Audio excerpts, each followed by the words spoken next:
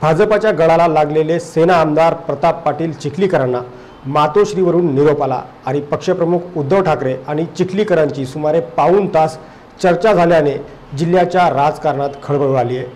शिवसेनेचे आमदार असताना उघडपणे बंड करणाऱ्या चिखलीकरांच्या भवितव्याबाबत सुरू असलेल्या चर्चांना या भेटीमुळे 190 डिग्रीचे वळण मिळाले आहे। जिल्ह्याच्या राजकारणात अशोक चव्हाणांचे कट्टर विरोधक आणि तितकाच खमक्या नेता म्हणून आमदार प्रताप पाटील चिखलीकरांची ओळख निर्माण झाली आहे।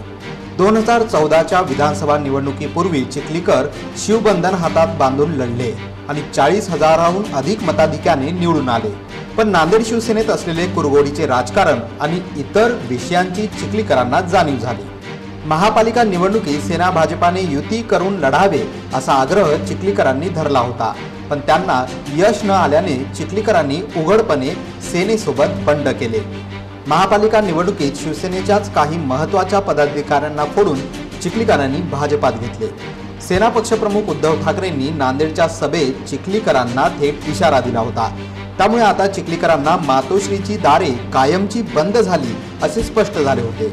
मात्र त्यानंतर लोहा निवडणुकीत काँग्रेसने पुरती ताकद लावलेली असतानाही चिखलीकरांनी एक हाती सत्ता मिळवली आणि चिखलीकरांचे वर्चस्व पुन्हा एकदा सिद्ध झाले। चिखलीकरांची उपयुक्तता पाहूनच मुख्यमंत्र्यांनी त्यांना इतके जवळ केले।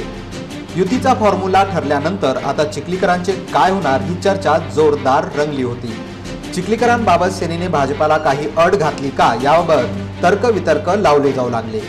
पण चिखलीकरांना भेटीसाठी थेट मातोश्रीवरून निरोप आला। बुधवारी दुपारी 12:30 वाजेच्या सुमारास पक्षप्रमुख उद्धव ठाकरेंची चिखलीकरांनी भेट घेतली। सुरुवातीस काही नेत्यांसोबत चर्चा केल्यानंतर उद्धव ठाकरे आणि चिखलीकर यांच्यात सुमारे पाऊण तास चर्चा झाली। सेनेसाठी एक आमदार महत्त्वाचा आहे एवढे एक वाक्य चर्चेतील ऐकवयास मिळाले।